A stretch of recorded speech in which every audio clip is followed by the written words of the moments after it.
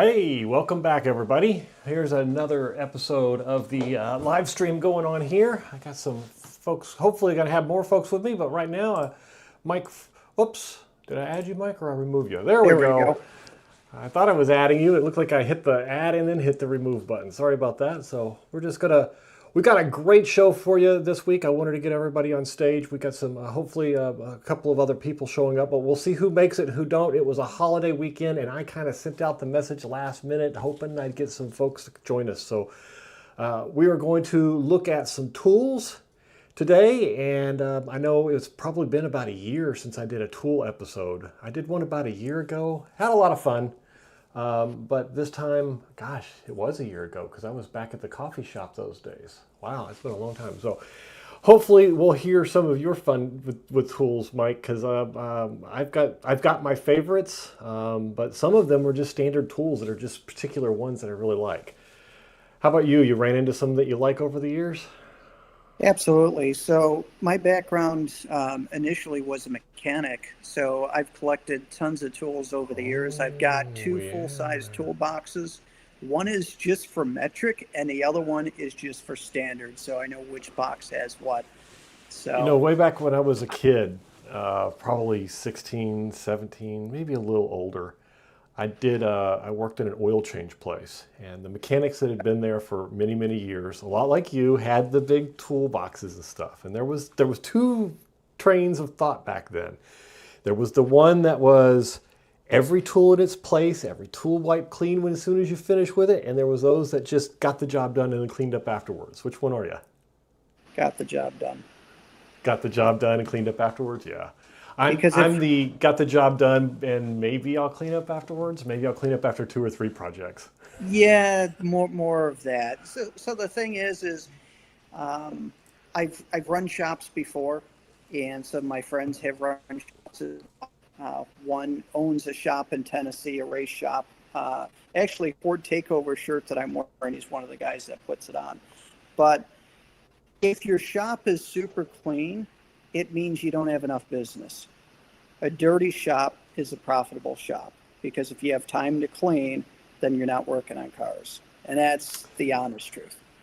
I can actually see that as being probably, because usually it was busy work when you were doing a lot of the cleaning, or you were only taking the senior mechanic would take his time working on one project, and that was why everything was perfectly clean while everyone else was busting their hump to make it through the day. Like, I can see that. So yeah. I agree with you.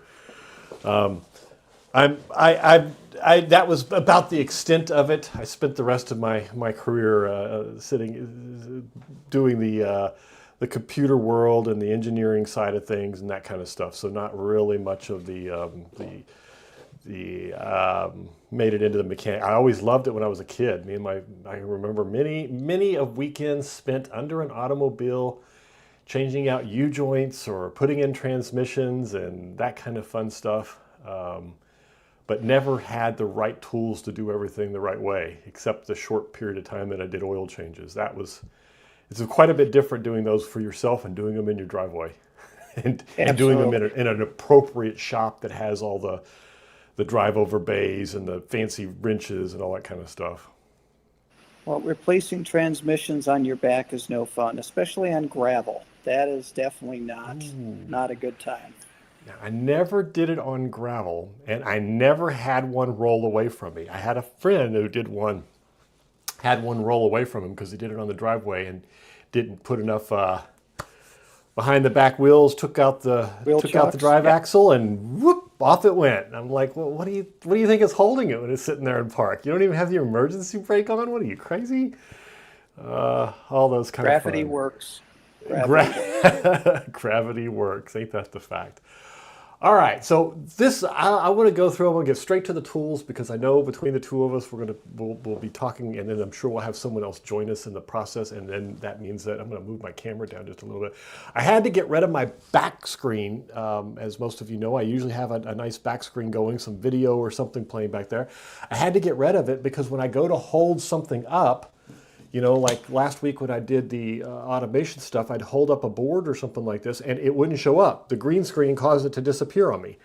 So this week I just basically just replaced it with a black tablecloth behind me, so forgive the crudeness of it, but at least you'll be able to see what I'm showing.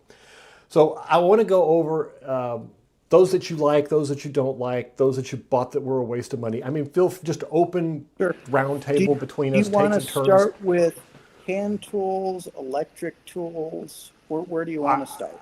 Dealer's choice. So we'll take turns. I'll let you pick whether you like it, you don't like it. Just kind of give us a background of it.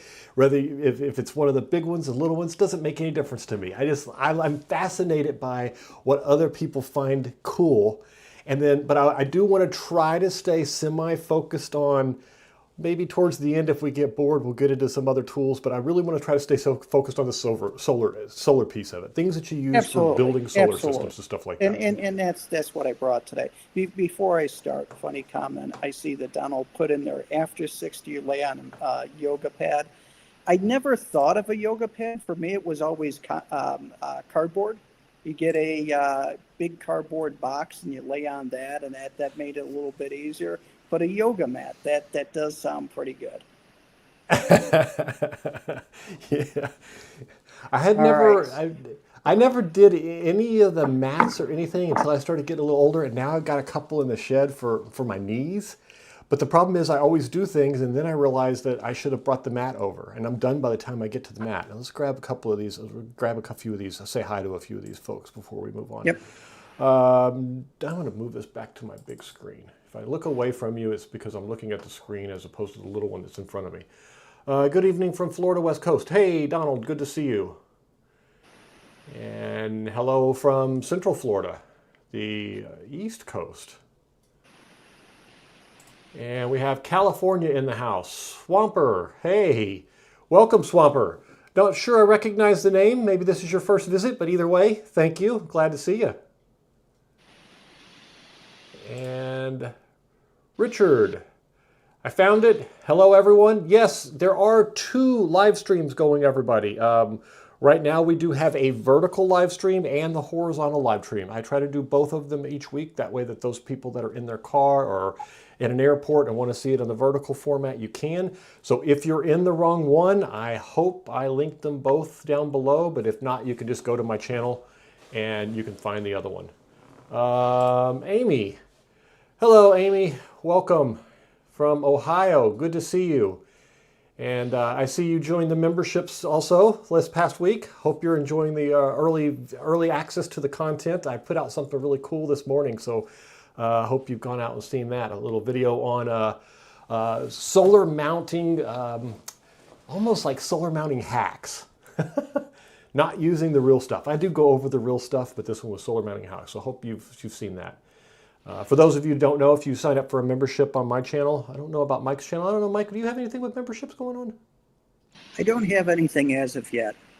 Okay. At some point, I'll probably enable that. So I only have one membership. It's like $2 or something. And it's basically just to give everybody early access to the videos. I do my videos and get them released really early. Sometimes I'm a month ahead. I'll have 8 or 10 videos out there. Sometimes I have one. Like this week I have one. The last couple of weeks I've only had one. But there was a time shortly 3-4 weeks ago where there were 18, 20 of them out there waiting. And so we have Richard from, oh, go ahead. So I usually put mine on winsolarforum.com if I have something put together ahead of time, and then that way the viewers of the forum can see it first.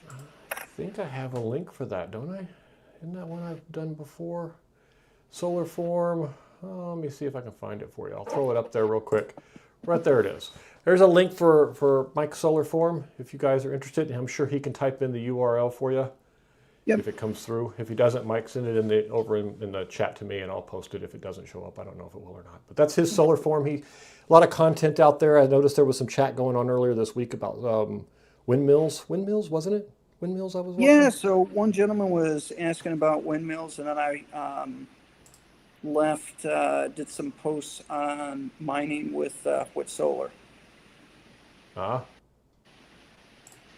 a lot there. And we got Richard from Vermont. Hello, Richard. Good to see you guys from the north also. The cold region up there. Brr. And Boston. Is that M? can't tell. I think it's Miranda. Miranda from Boston. Hello, Miranda. Welcome. Glad to see you. And Amy says, yes, I saw it. It was great. Interesting to me. Yeah, to be honest with you, I only made it because of the stakes when I ran into the stakes issues. So that was why I created the video. But anyway, I don't know what else everybody's got going on. I know this week I had a couple of really good videos come out. The 314 amp hour battery that I released. Mike, I think it was similar to one that you did for the same thing, right? Right. So I did the hum sync, you did the watt cycle. Yep. Both of those videos have been doing really well from what I saw. I think I looked at them earlier today. They were both pretty neck and neck in views, which is interesting. It's about the only thing that's been popular, really popular lately, are the batteries, I think. The batteries, yeah. Yeah. And I think a lot of that pertains to the fact that the prices of the batteries just continues to drop. It is just amazes me how, I mean, I built that 304 amp hour DIY battery, and I think the cells cost me $1,122. Wow. And here we are 2 years later, and for about $2,000, you can get a fully built one delivered in a box. It's amazing.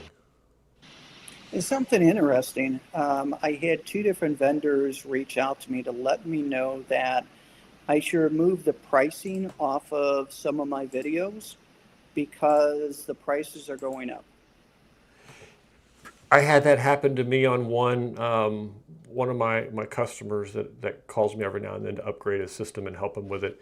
He called me this past week. He saw the battery video. He's like, oh yeah, great. You said there's a sale on it. And he goes out there and he hits it. And I had a coupon for it, which made up for it. But the cell that was running the day that I made the video wasn't there anymore. And so I'm like, okay, I'm going to stop doing that. It kind of backfires on you every now and then because you want to get out the best price. You want everybody to know what to move as quickly as possible. I think what I'll start doing though maybe is I'll make the video and then I'll post the best prices in the message thing that goes out. In the description. Use that to say, yeah.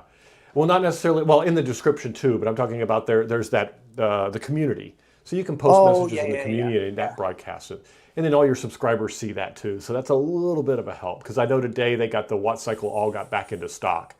It was either this morning or yesterday or last night. So everyone started ordering them and I was like seeing the orders coming through.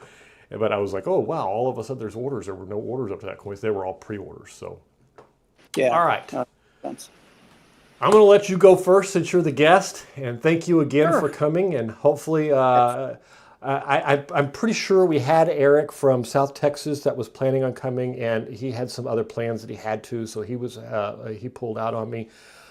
Which I don't blame him. It was a holiday weekend and I fully understood it. And I told everyone, hey, look, if you can make it, great. If you can't, that's fine. And then I also left an open ticket for a few people. I am expecting in the future to have other people up. I'm looking for probably doing something on a once a month, a round table like this, where we all just kind of get together and just sling stuff and talk about something. Don't even know yet. I just thought of that before I walked in. So Eric did have plans, and I believe that Average Joe does intend to show up at some point. So it'll be interesting to talk to Average Joe. I don't know, did you see his video from earlier this week where he had his wife help him? His wife did a review on a battery? That one I didn't see. I'm going to have to go back and see it. You have got to see it. So he set 200 amp hour batteries on the table next to each other, and he says, okay, I'm going to do a review on this one, and you're going to do a review on that one. And they're both identical. So he's asking his wife, okay, well, let's take the cover off. And he's like racing and pulling the screws off. And she's like, really? You're impressed with yourself? It was great. But it's one of those classic videos that reminds you all of the things that we say and we just take for granted that everybody knows. And you don't realize that everyone's new at some point. Not everybody understands when you say this type of connector or this many amp hours or that, or what it really means. Or when they look in the case, what all those components are. It was really eye-opening. You should go and watch it, especially being a creator. It was really eye-opening. It was a really good video.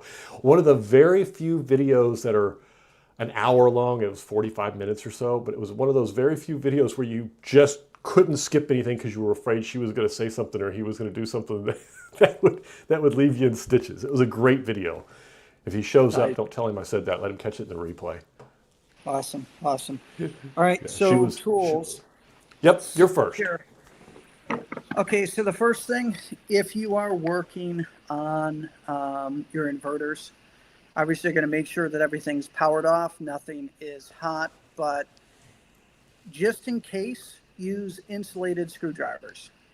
I got mine back a few years ago on sale at Home Depot. I don't know if you got a link for yours, but you're welcome to post any links you got. I'll have to look these up. These are made by Wera. You can find them on Amazon. They're German made.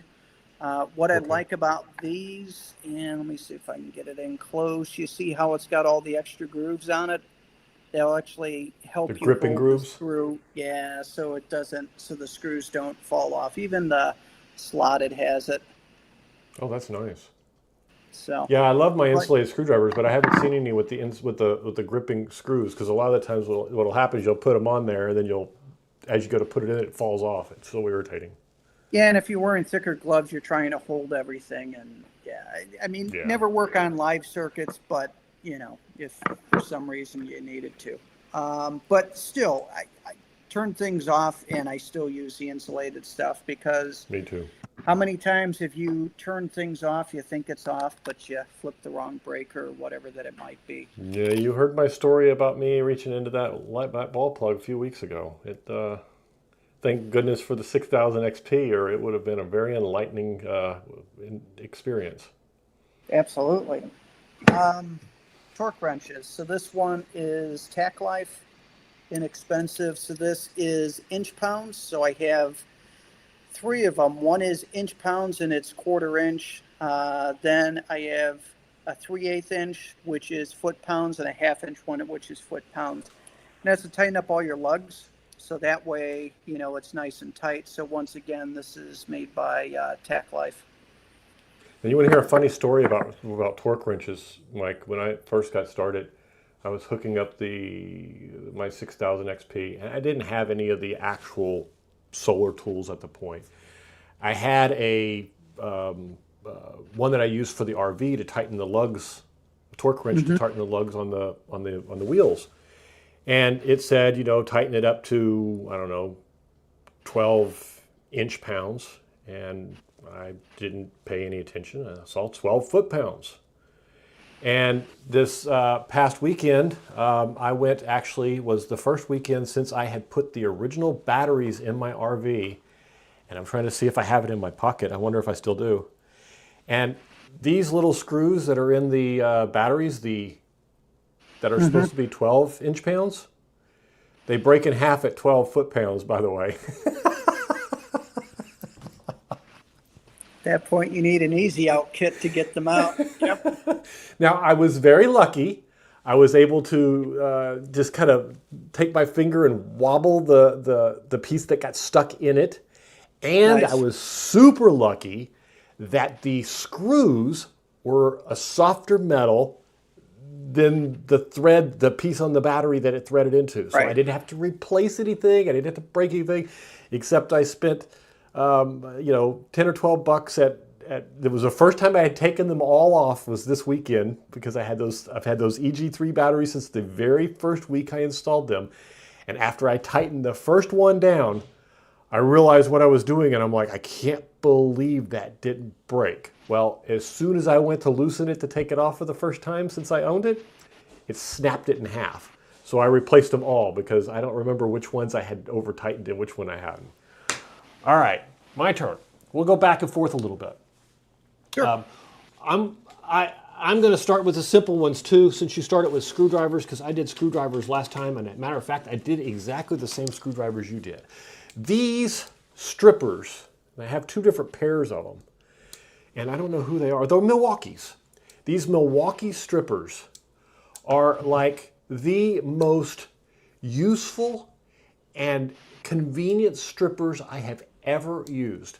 The steel is super hard, and they all, you basically, you put them on the wire, and it's got a little label across the top for both solid and stranded. And once you learn where they are, you just, like, I know the first one is always PV wire. My 10 gauge PV wire is here.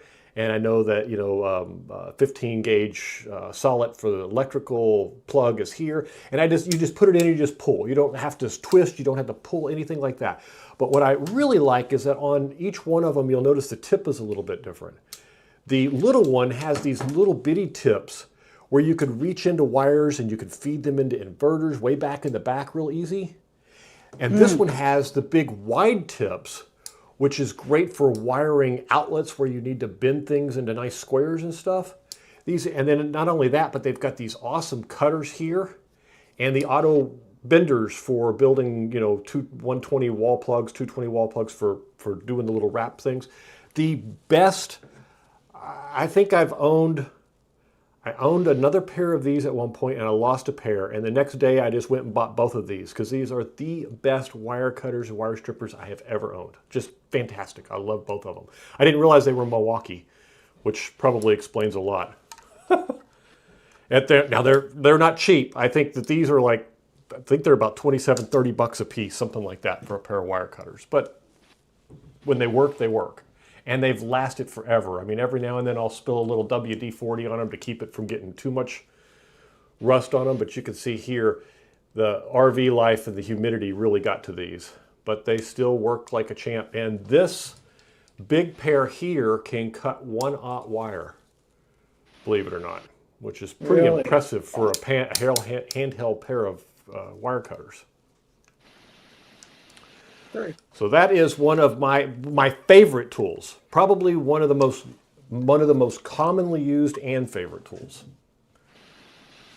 All right, your turn. Awesome. So let's see, what else do I have here? We'll get into some of the electronic stuff. So this one is made by Ames. I believe you can get this at Harbor Freight. This will tell you the temperature of something. And what you can use this for is to check your inverter temperature to see what that is. You could also check your battery temperature. You can check your temperature of all your connections. You really should check all of your wires and connections once a month. Some people will check the torque value. If you don't want to go through all of that, you can just use this and check the temperature under load of all your connections. And if you have one that's warmer than the rest, you know that it's something to look at.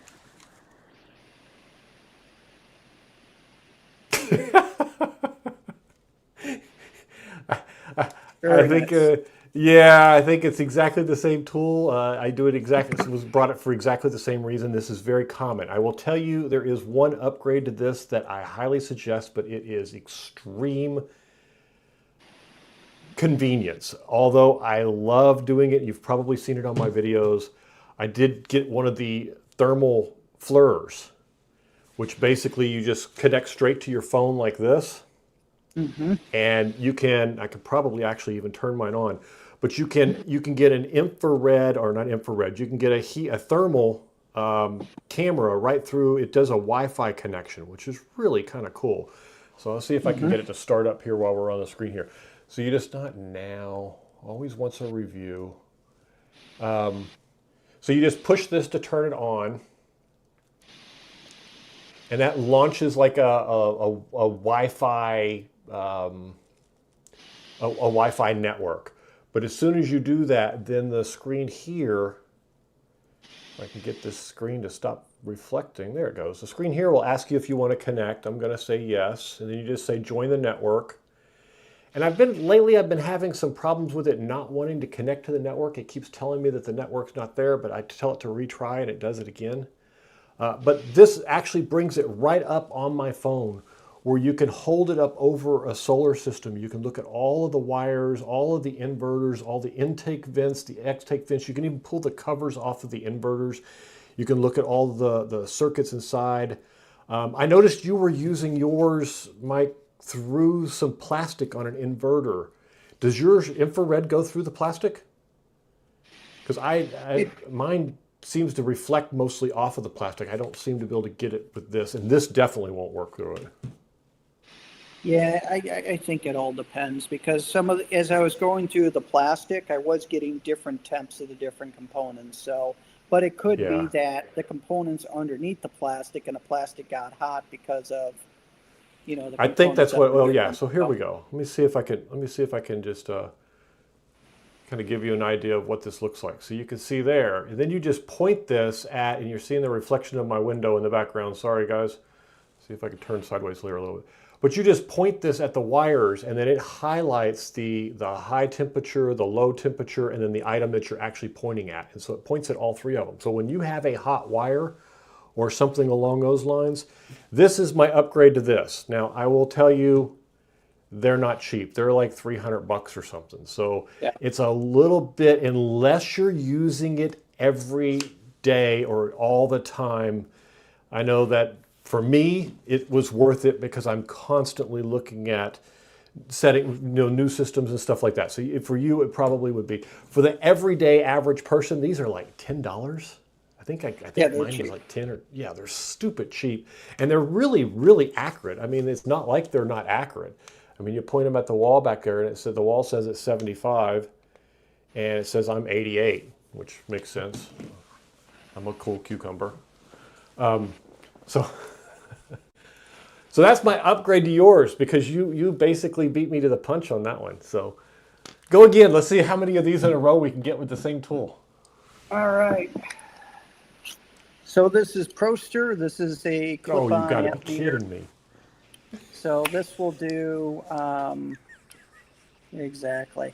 Well, because the thing is, you need whenever that you're looking at your cables, how many amps are going through it. The really important thing is you want to make sure it can do DC amperage. Otherwise, if it's just AC, it's not really going to help you. You want to make sure that it has DC, and the cheaper ones only have AC for the clamp. You want DC as well. Yeah, so not only did you need the AC and the DC on it, but you also need, well, that won't even focus, will it? You also need, like he was saying, you need to make sure you have the clamp. Now, I did include my secondary one here. Got string cables everywhere. I did include my secondary one here, but only for the purpose of when I was doing DIY batteries, I wanted the triple digit. Yes, there we go. I wanted the triple digit accuracy. And so I couldn't get, you can't get, 3.128 volts out of this, but you can get, a clamp, an amp reading and stuff. I was watching a video yesterday. I thought it was really fascinating. It was an electrician's video from a lineman, and he was working on one of those it was either 120,000 volts or 75,000 volt main lines. And he was hooking up a jumper what he was basically doing was replacing a fuse on one of the main lines, but without cutting the power. So it was demonstrating how these spring-loaded temporary jumpers worked, and he used a clamp to determine how many amps there was on the line before he put the clamp on it to demonstrate. And he sticks it on there, and he says, "Oh, good, we're only running 5 amps." And I'm thinking, "Oh, okay, it's 5 amps, no big deal." And I thought, wait a minute, that's 5 amps at 120,000 volts. That's like, how many houses is that? That is a lot of power. 5 amps at 120,000 volts is a lot of juice. So, Yeah.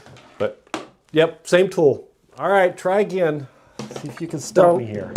The cool you got thing more, good. with these meters that you're going to want to be able to do, because the amp meter clamp on is nice, but whenever that you're wiring up your inverters, you want to make sure that you're wiring it up correctly. You have your L1 and L2 where they're supposed to go, your neutral and your ground. You want to test everything before you commission and turn things on. The other thing that you're going to use the multimeter for is checking your voltage of your solar panels before you connect it up to your inverter or your MPPT. You want to make sure that your voltage is not too high before, because you might look at, oh yeah, this is good. I got 7 in series, 8 in series. I should be good. and then you go to check the voltage, and you're like, oh wow, I didn't think it was going to be that high, and then you fry your inverter or MPPT controller. Now I haven't done that yet because I always check, but good thing to do. Yeah, those are really good. Whose turn is it? Is it your turn or my turn? It's your turn. It's your turn now. One of the things that I probably get the absolute most use out of, and it's another one of those tools I splurged a little bit. This one's only a $35 splurge, so it's really not a big splurge. But I've noticed that there are a lot of people out there either buying pre-made cables or using the hammer cracked ones. But I bought this. One of the very first things I did was buy one of these hydraulic kits. Now, I am telling you, this thing cost me like $35, and it is worth every penny I spent. It could have been $350, and I would still say it was worth every penny. I have made more battery cables and clamps with this thing, but it is amazing how easy it is when you do this all the time. And I know I'm constantly moving things around. I know you are too. But how often you need to change a cable, to change an end, to get the connector just right or whatnot. It's one thing when you're going to do it once and it's going to be there forever, and it's completely different when you're doing it every single day and moving things around. This is probably one of my favorite, and it's cheap. That's the part that gets me. $35 is just amazing. So I'm going to lose subscribers for this, but I use the hammer one still. You know what? You were not the only person I saw. I have seen probably 3 or 4 people that use them, but to be honest with you, and that was exactly what I thought. Every time I see somebody who does it, I look at it and I'm like, are you kidding? It's $12 for the hammer one and all the effort you have to put in, and it's $35 for the hydraulic one, and it's no effort to build good, perfectly beautiful cables. Swinging a hammer is good exercise. I'll say that. And it just works. I get a perfect crimp every time. Now, granted, if you use the proper tool, it's going to crimp from all sides and it's going to be perfect. But I've yet to have any of them from 6 gauge all the way up to, I don't know, 4/0. And it works for every single one. And I hit it with the hammer 10 times. And I really probably only need to do 6 or 7, but I make sure. And I crank on it afterwards, and it works. Now, I have a really nice cutter that I use to cut the cables, but I just pound it with a hammer. So I'll show you how easy it is to gauge which one you want. So it comes with a bunch of these dies that just basically fit together. And when it crushes, it's going to crush down to that size there. But the trick is that these dies actually have a number on them, so you know exactly which wire based on the number that you really need to make them clamp perfectly. And then you just put them in here. So you just take the dies and you put them in. Whoops, dropped one. Don't drop them. And to be honest with you, as many people as I've saw have used the hammer ones, they work. Don't get me wrong, they work perfectly. But this, twist this, and then all you do is just start clamping. And usually what I'll do is I'll clamp it down to about this point where I can get it in there to where it holds it. And then I'll slip it on the wire and just clamp down like that, and boom, once it's fully closed. And this thing has got like a 100 to 1 10-ton torque on it. And it takes almost nothing to perfectly squeeze that thing. And then if you want to over squeeze it a little bit, you can put in a little extra dye and it'll smush out the edges a little bit. Some people like their edges smushed and some people don't.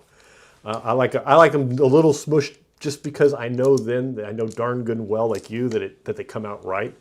But I don't think there's anything wrong with using the hammer ones. I just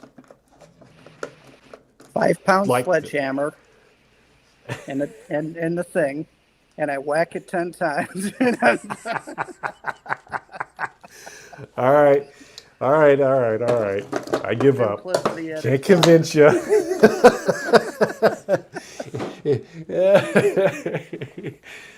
It's, but telling you, it's one of the best tools that I've bought so far, simply because I never have to question. And I always wondered, when you use a sledgehammer, does it, because I'm going to, It bottoms out. It's going to get it. so it's good, it's good connection. You can tell by the sound of it when you hit it, when it's completely done.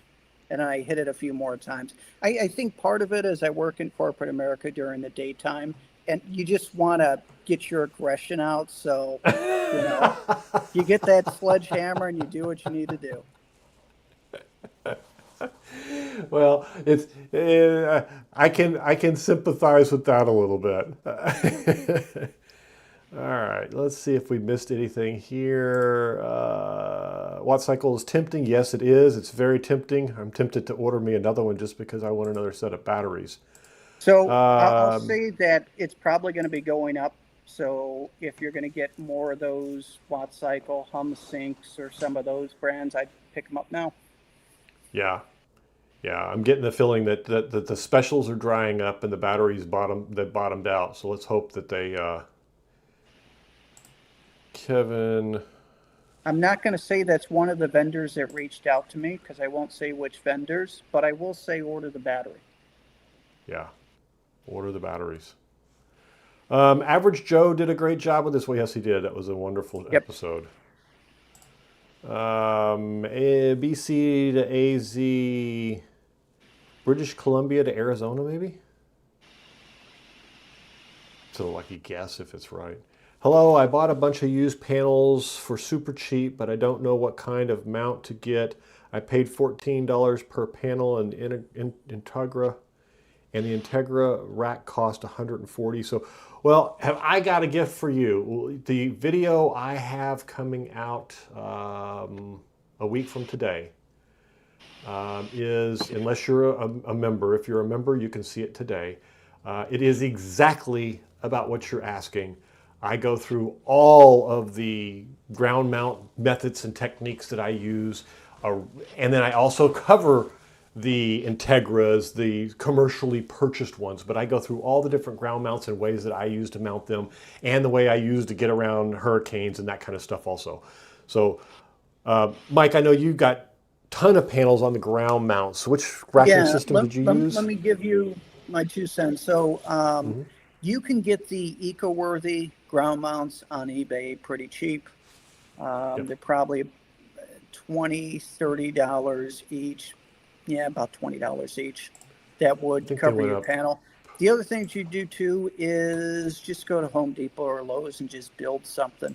Because if you got a bunch of panels, the more panels that you put together in an array, the cheaper that it is if you're going to build something. So if you've got, say 16 panels, then, or 18 panels or whatever that you got, just figure out and do 3-4 rows, what have you, and build it out. Couple bags of concrete, some 4x4s, and 2x4s, and you should be pretty good.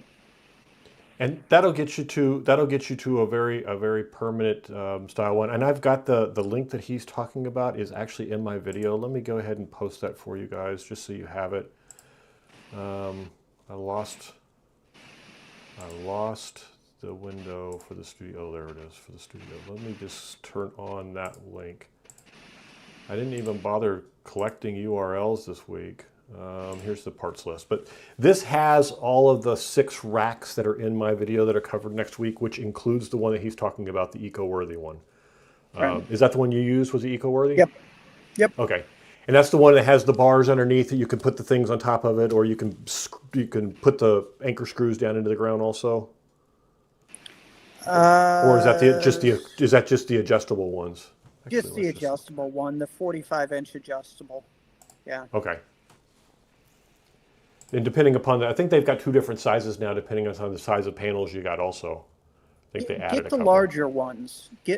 Even if you have smaller panels, get the larger ones, because the larger panels will give you the ability to mount the panel higher, because you're going to mount them horizontally.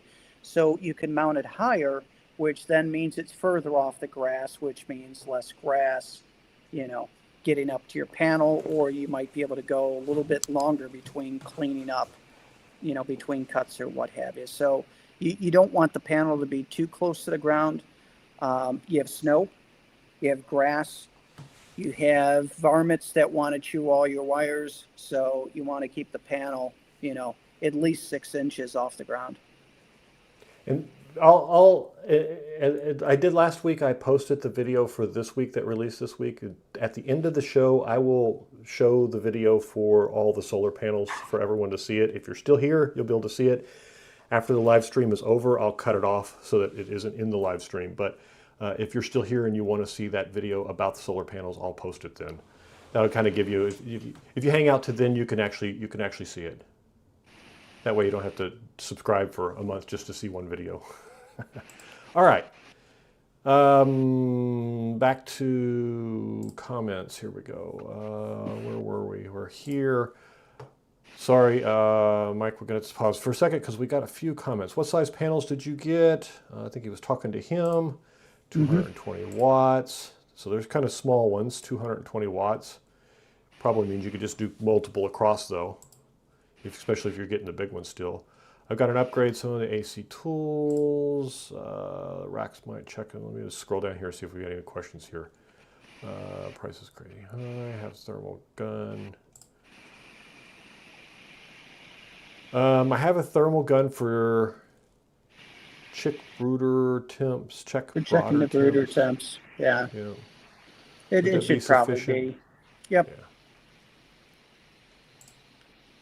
We've got chickens as well. We kind of a funny story. We processed our first meat birds. We'd never done that before, so that was over the weekend.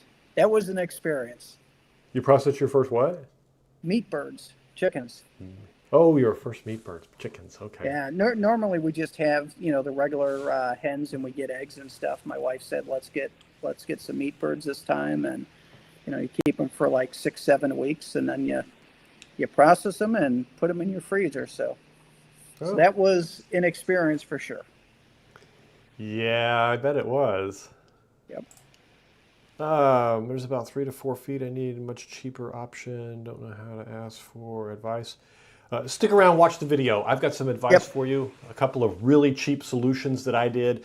Most of them, I will warn you though, most of them are not permanent solutions. These are temporary ones because I moved things around a whole lot. I had the same problem you had. I couldn't afford to spend hundreds and hundreds on panels. It took me hours to set up every time I wanted to just shift something around. So I got a bunch of really good, inexpensive, cheap solutions for you. All right. Hi guys, might listen to SV in Caribbean. Oh, welcome back. And could you talk to the shop solar? They would help. They could talk this shop solar. They would help. Oh, I think he's talking to somebody else. Big cables, yes. Yep. Yep. And the hydraulic one that I'm talking about actually comes with a big cable cutter too. I didn't get the version with the cable cutter. I wish I had noticed because it was like an extra $3 or something when you get the kit together. But okay. Oh, wow, there's still more. Where do all these comments come from? Same here. You should be able to plug solar panels directly into it's just giving advice. Tech people. How to process them. Nice.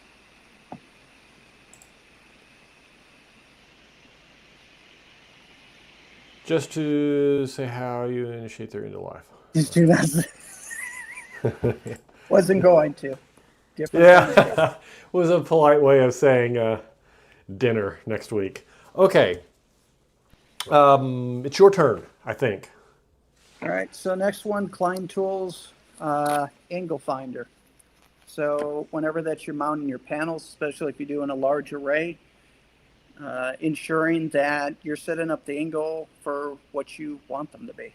So that's huge. On some of these mounts like the eco-worthy ones that I'm using. It's got it's kind of etched into it, and it'll say the rough angle, but my land isn't exactly flat, so using this definitely helps.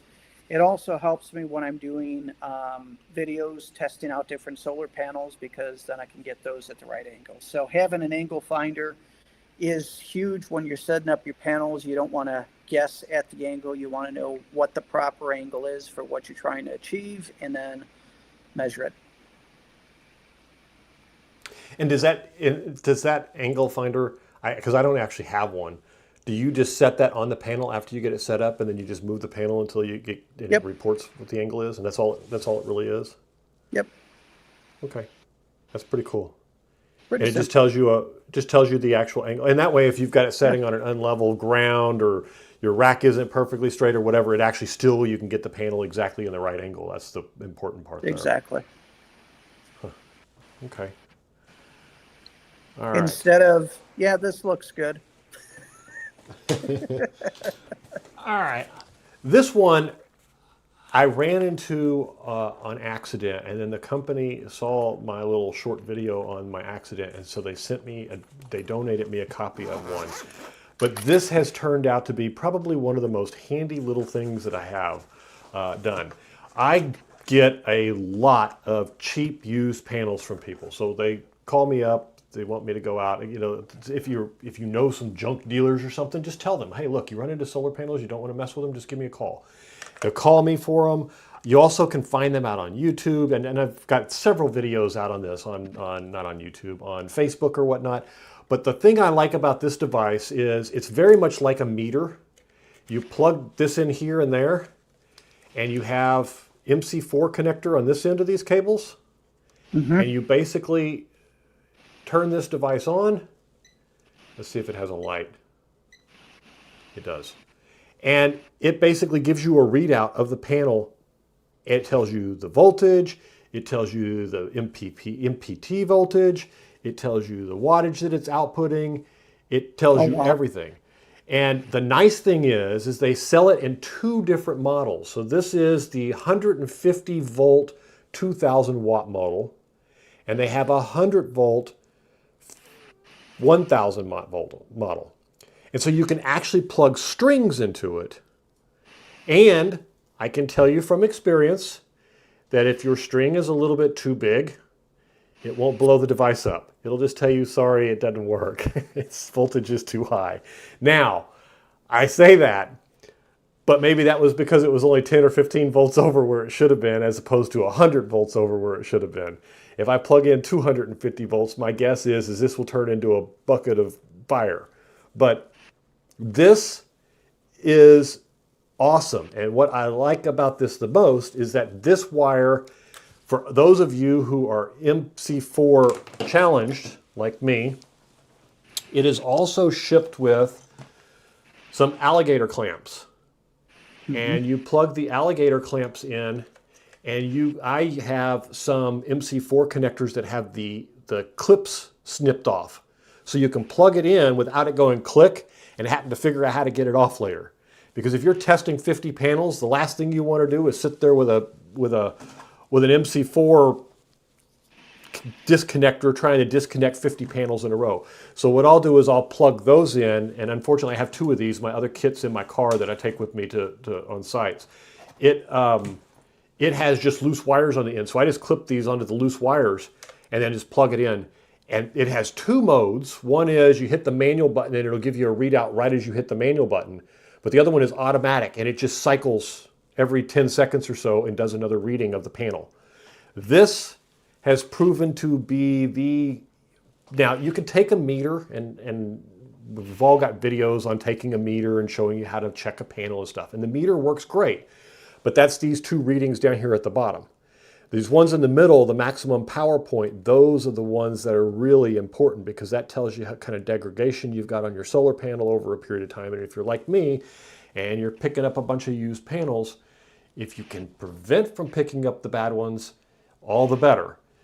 Sometimes you have to take the good with the bad. You may go over and pick up 20 panels from somebody because they just want them out of their backyard, and you may end up having to figure out how to dispose of 3 of them. it's still a lot cheaper to dispose of 3 used panels than it is to buy 17 good used panels. So That's a good point. That's a good, that is a really good tool for checking the panels. It's not very expensive either. It was only about $40, I think. Okay. One word of caution for everyone that's listening. If you're checking a bank of panels, you have to be very, very careful disconnecting and arcs. So like whenever that I'm working on my big array and I need to disconnect things, I wait till after sundown, because I don't want any possibility of arcs, because I have so many panels in series, because you can hurt yourself really good. Yeah. One of the easiest ways to do that too is, and one of the ways to help do that is, I have a couple of big cardboard squares that I do. Even when it gets late in the evening, sometimes I'll go out when the sun's going down. Yep. Please be careful doing that, because just because there isn't a lot of amperage in those lines, Still I the can tell voltage. you my solar panels will have 180, 280 volts at 6 o'clock in the morning before it has 2 watts of power. It still has, and I tell you, Yep. you will feel it. Now at 10 amps or 12 amps, you'll pull that wire off and it'll shoot through you and it'll hurt like a, but I'm telling Yes. you, at 120 or 220 volts, even with a 1/10 of a watt, you're going to feel it. You're going to regret That's a doing good it. point. Cover one of the panels in series, and Yep. And I got like a couple of big pieces of cardboard that are just panel size, and I just throw it over 3 or 4 of the panels, see if you can get a few of those diodes to cut out and just shut the whole Yep. thing down for you, because that's Yep. the best way. And even on top of that, a lot of the times, if I don't have a shutoff valve, and I usually put shutoffs on all of them. And that's the best way Yep. to do it, is to use one of the real good disconnects, one of the solar disconnects, one that is designed for solar disconnecting, not just some switch or something, because the switches, you're still going to have that arcing in those switches, and the switches will go bad, but those solar disconnects are really made for that. It's still not a great idea, but it's better than just pulling the plug. Yep. And you'll see it when you pull the plug, you will burn that connector. Oh, I can't even tell you how many connectors I've replaced for people that call me and say, hey, I've got a problem, it won't plug in anymore. And I'm like, well, did you unplug it? Well, yeah, but when I went to plug it back in, it won't plug in. I'm like, it won't plug in because you melted the conductor. And they're like, well, it doesn't look melted. And I'm like, well, inside it's melted, trust me. So you're bringing up another really good point. Don't get cheap connectors. And don't use like the Y cables and things like that to combiners. You know, the little combiner cable. Yeah, I'm going to take 3 different strings, and this thing's a 3Y, and I can plug them all in, and I just go out this one wire. A lot of the times they might be rated for 20, 30 amps, but people are showing pictures on Amazon that it melted at 10. So the big thing that connectors. people, and here's the big reason people use combiner boxes, and I'm going to take a little bit of sidetrack here because I think it's important enough to mention this since you brought it up. The reason there are, and I hear this all the time, well, you don't need to put a fuse on your solar panels, because if your solar panels burn out, then they won't need a fuse. They're rated for that. Yes, they are when there's one string. But when you start paralleling them, the game changes. What happens is string A and string B are ran parallel. String A has a short.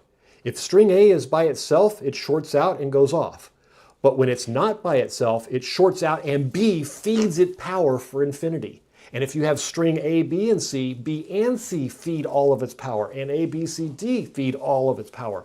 That's why you need a breaker or a fuse. So that's why he's saying don't use those splitters. There's no fuses or anything on there. If you have to use one temporarily, put a fuse on each string, so that when string A goes out, string B causes it to pop. Or a breaker combiner box will do it naturally. That's why they have the fuses in there. You combine 5 strings, one of them has a short, the fuse on the one breaks, and the other 4 continue to operate normally, because those 4 blew the fuse by throwing all their power towards that short on string 1 or string A. So with mine, I have each one of my strings has its own fuse. It's in line, and they're UL listed holders from Signature Solar. Then I also have inline diodes for each string as well to keep it from feeding one into the other, because if my back array gets a little bit shaded, but the two that are in front of it aren't, say trees in the summertime, those branches that hang over and you get a little bit of covering, it isolates all three of the strings from each other because they each have their own fuse and diode. Do you ever go in, and one of the big things that I've been doing for a lot of the used panels that I get in is first you've got to check obviously to make sure you have the right power, the impedance pulling, the degradation, what it is. I also check all of the diodes in it. Do you check the diodes in your panels, or do you just strictly put an extra diode across the panel string? I put in an extra one across the string. Okay. Each one of my panels, the main ones that I'm running, I got all of those new. So okay, so all of those are good, because most of your panels these days have 2 or 3 built-in diodes, and so you'll see it on a especially if you're using one of these, you'll see the voltage be different. So it'll be kind of like the panel looks like it's partially shaded and it's not. So let's say you have a panel that's 36 volts. When it's working properly, you may look at it and only see 24 volts. And that usually means one of the 3 sections is either shaded or it's fried and it's not working or whatever. Right. But you can see, I always pop them open and pull out all the diodes and check those also. One thing on the super old panels, and I've got 24 of these really old BPs. They're 175s, and I think someone had mentioned that they had, it was low 200 watt panels. One thing to watch out for is on the super old ones that sometimes it's not MC4, it's MC3. And then you have to convert those over, and that gets mighty expensive converting those over, because that's what I had to do for those. And I got this question earlier this week about MC3 and MC4. So the MC3 connectors were outlawed, and they were outlawed because you had to have an electrician to work them because of the significant danger in connecting them and disconnecting them. So correct. I was asked the question earlier this week, do you always replace MC3s? I cut MC3s off when they come into my backyard. I do not keep them ever. I still have mine on the BPs, the MC3s, and I just put them all in series, for each one of the rows, 3 rows of 8. And then I just created my own solar cable, which would then go into the MPPT, which basically, has the correct end to mount to it. So it would be MC3. I thought MC3 was okay as long as it worked. Yeah, MC3s are okay as long as they work. And I'll explain it this way. So if you have a standard wall plug like this, this wall plug is not, these visible clamps are not energized until they're inserted into a energized element. In other words, you put them into a plug, they get energized once they're hitting from your hands. MC3s are not like that. The electrical part is exposed all the time. And that's what makes them so dangerous, and that's why you're not allowed to have them connected by anyone but a licensed electrician, which is, you think about that from the way the world is today, all the things we can plug in. Can you imagine somebody telling you you can't plug in the hairdryer because you need a licensed electrician to do it? That's essentially what they're telling us with MC3s. Nice. They are very dangerous. Imagine your wall plugs are backwards. Imagine this was the live element and the other side was the dead element, and you were taking a live element and plugging it into it. Makes it very dangerous. In other words, plug it in at nighttime.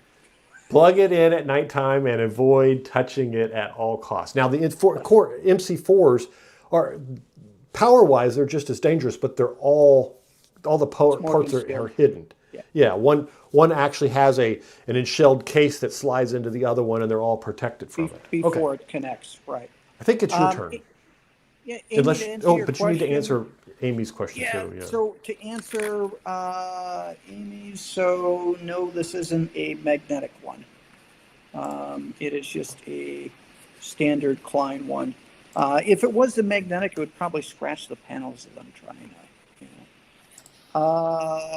Where can I find this string diode? I'll hunt him down one. I think he's got one here. It's on Amazon. I can find it. And tell you what, NSB, if you want to go into forums, put that question in there and I'll find you the link afterwards and send it to you. Yeah, I see the fuses out here, but I don't see the diodes. Yeah, I no, bought an actual kit of diodes and built mine, so. So the ones that I have, they have a massive heat sink on them, and they're good for like 40, 50 amps. They're monsters, and they're not that expensive. NSB, hit me up in WinSolar Forum, and I'll find you the link, and I'll get it to you.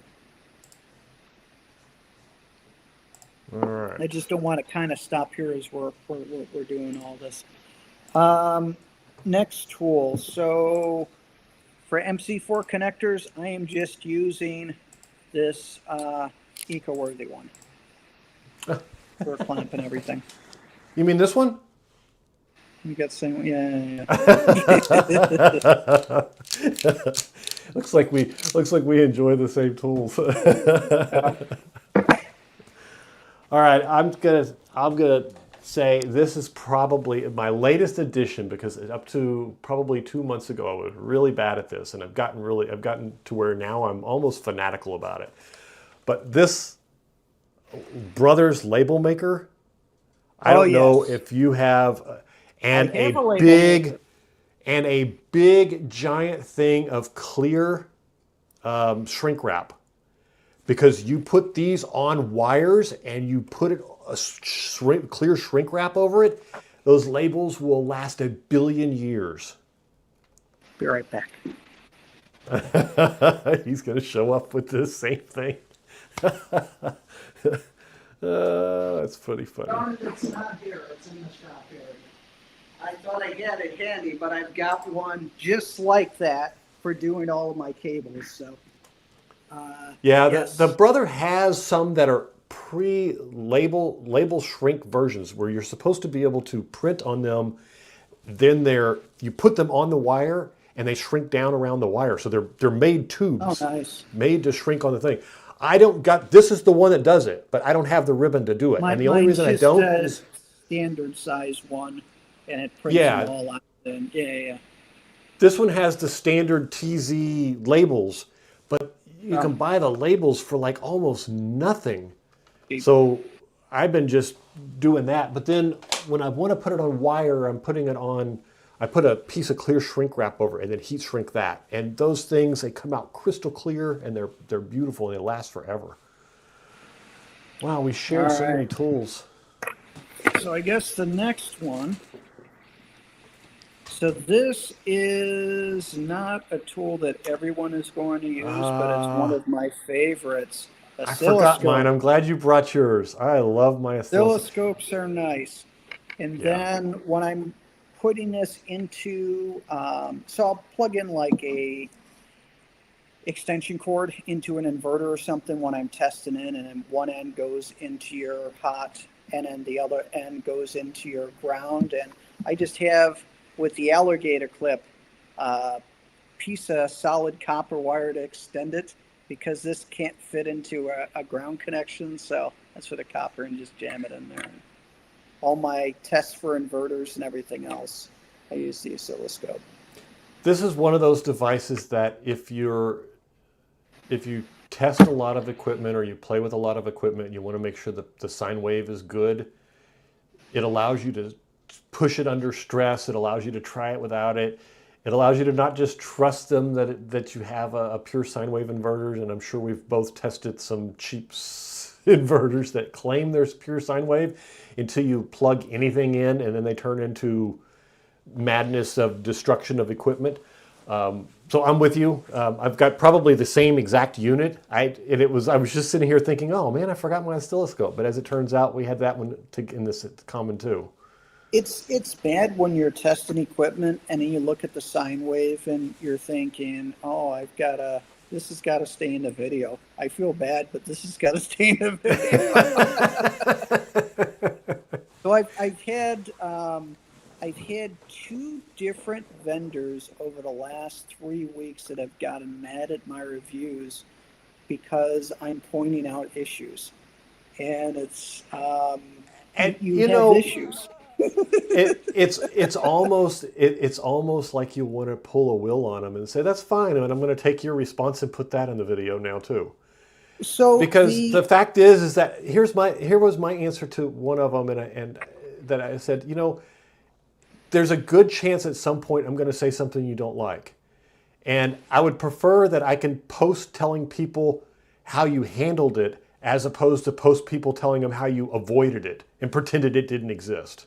Right, exactly. And what kind of burns me is I'll then look at other YouTubers' video reviews of the same product, and they have glowing reviews like it was the best thing since sliced bread. And it's like, because someone sent you something, you're giving a positive review. And I'm like, that's a shill.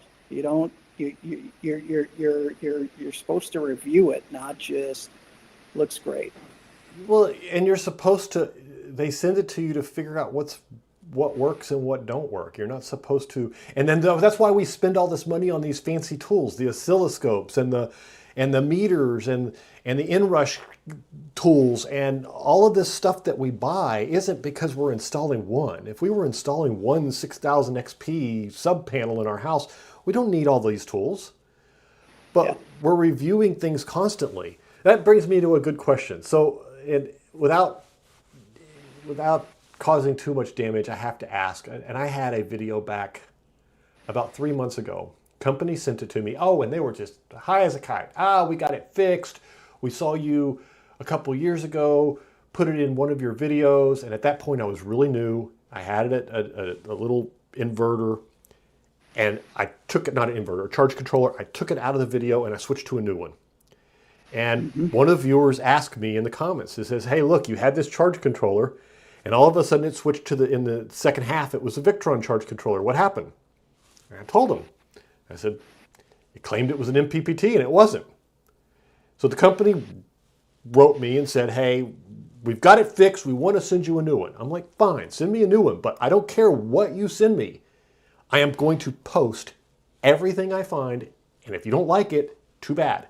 I'm not signing any agreements. I'm not doing any deals. I'm not doing anything. I am going to report what I found. The video lasted only 10 minutes because 5 minutes in when I turned it on, it wasn't an MPPT. And I had proof.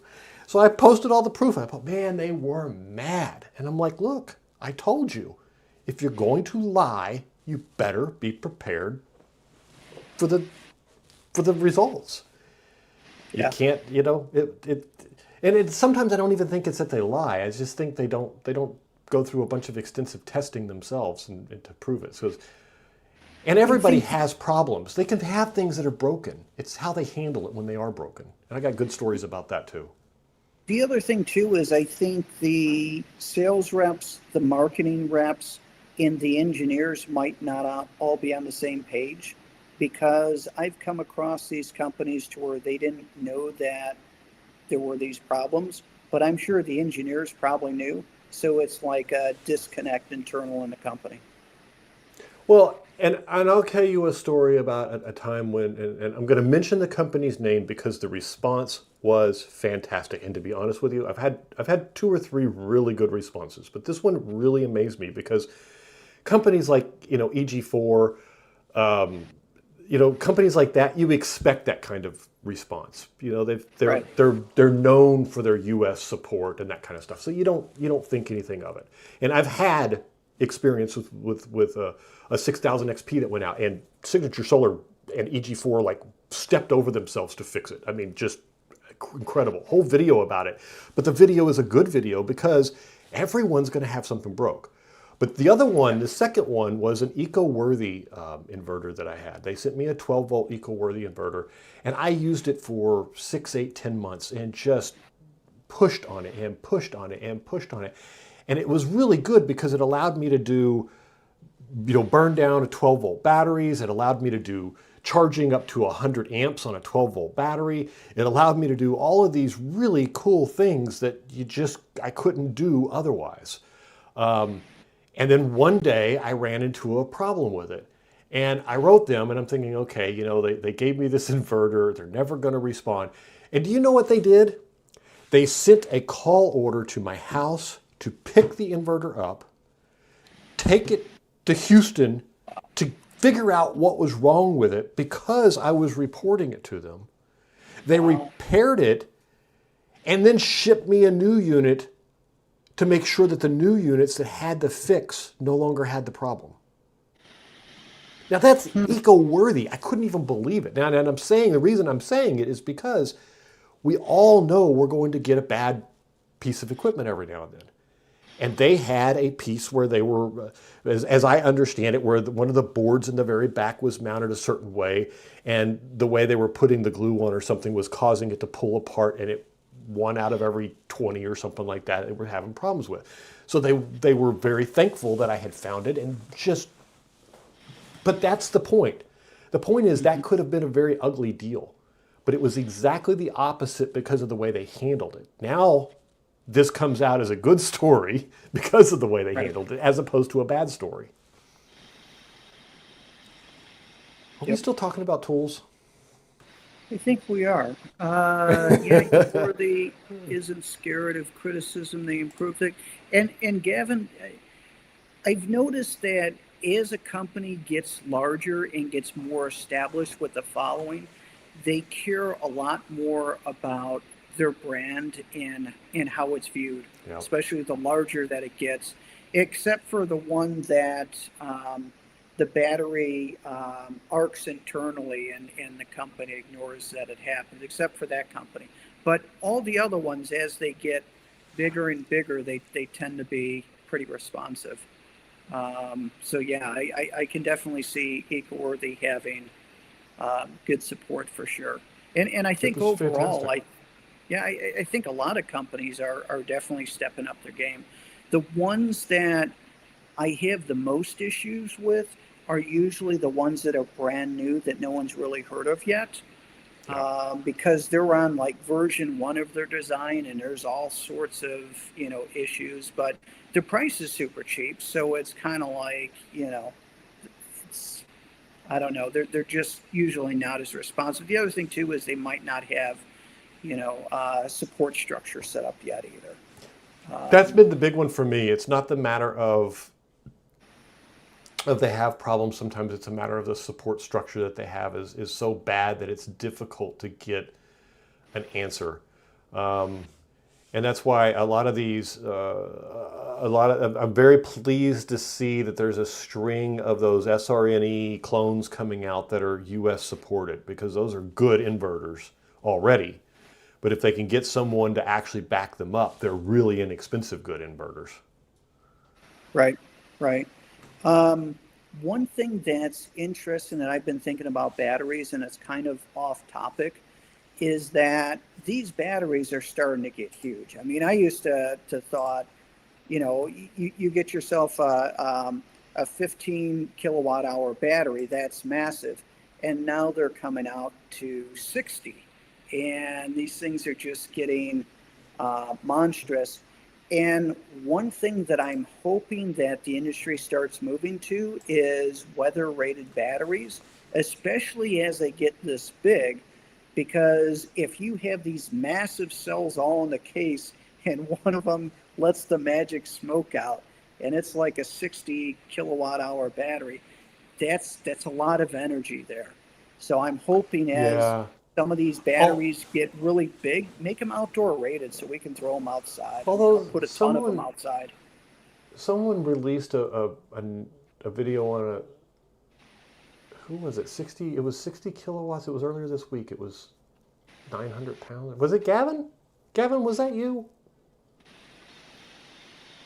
Somebody released a video but it was triple. I know somebody did. But it was triple cells though, so there wasn't one. It was 3, I don't know what, I'm going to say 300 amp hour, but they were like 310, 304, 308 amp hour cells. So they were running them in parallel. Oh, it was Gavin. Oh, it was you. Okay, so Gavin, how do you like the larger batteries? And do you want to see That thing them was a outdoor beast. rated? Where do you want to go? I mean, your channel's like 10 times the size of mine, so you've probably been doing this much longer, and you probably reviewed a lot more batteries. But where do you want this to go? Do you want to see more outdoor rated batteries? Do you want the batteries to get bigger? Do you think that they're starting to get too big? Where are your thoughts at? Too big. Never. Well, you got to move it at some point. I mean, No, you don't. It comes with the house. Okay. So when they get delivered to my house, I've got my mini Chinese 1-ton excavator, and I can lift about 500 pounds. So 15 kilowatt hour battery is about all it can lift. So that's what brings it to my shop, and I'm good. But a 900-pound battery, I wouldn't be able to move They just that. need to build them where they're movable with pallets, pallet jack type moving, but permanently. Just make it part of the rack. The bottom just needs to be pallet jack shaped, where you can run the pallet jack underneath them, pick it up, roll it across the room, set it down, plug it in. Okay, But so see, he's saying he prefers them too, but he doesn't want the cells tripled up.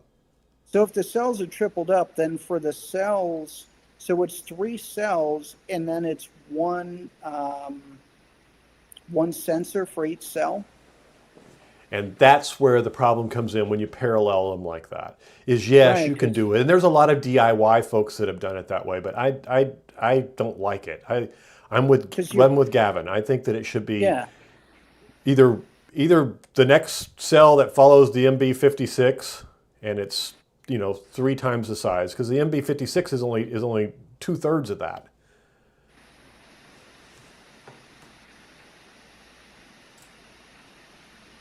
And outdoor rated, the heaters in the winter is like a real killer. It is. It is. You've got to keep it over freezing. Yeah, depending on where you're located, absolutely. That is very But if true. they have heaters on the inside of them, do they not run their own? Does their own internal heater take the same amount of electricity, or is it more efficient?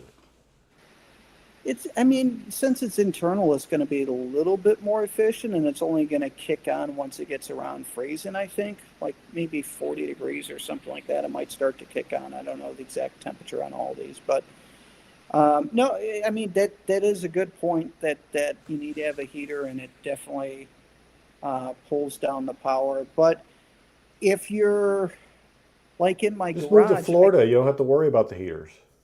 This is true, yeah. Move down south. That makes a difference. Even this year, for the first time in the 10 years that I've been here, it got down to actually freezing. But even in the solar shed, even just there with half insulated and half the doors propped open, it still wasn't cold enough to get down to cause battery problems. But I don't have feet of snow and all of that stuff, so I solved it that way. But I got to deal with the other problem also. It was 110 in the solar shed today, so I got to deal with that side of it. Yeah, definitely. I love NSB's.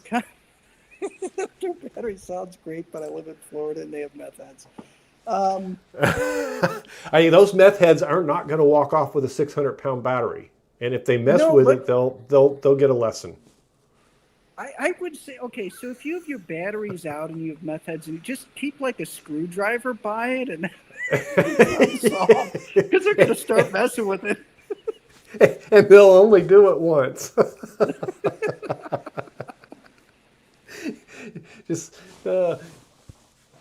Yeah, that's not good.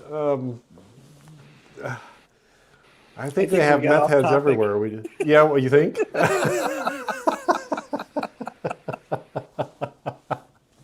I'm thinking of a Breaking Bad episode to where one guy is digging with a shovel and then the meth head comes out, and what are you doing? Oh, I'm digging a hole. Here, do you want to take over for a bit? Okay, doesn't know why he's digging a hole. He's just digging.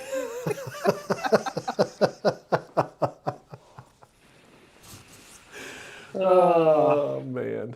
Oh, let's see. Crafty. Yeah, I'm sure. Yeah, I don't think they'd get away with that. But So that brings up an interesting topic, which is not talking about that craziness, but what do you guys do for security for your setups? Do you guys have cameras? Do you not worry about it? Obviously, I'm sure you guys probably put stickers on things high voltage don't touch, but Yeah, it's twofold, and to be honest with you, it's something I've just recently started dealing with more and more. I mean, at first it was I didn't have much of anything. Recently, I put up a big fence that blocks the view of all of it. But that's right, also not good enough because, being online and everything, that you put out, it doesn't matter how much video you put out. If somebody wants to find you, they're going to find you. And I'm not near as cautious about it as some people are, and I probably should be. But so at the same time, I've incorporated a series of cameras that give me immediate alert when somebody's around. I just recently incorporated some new security doors on the shed, and I'm thinking about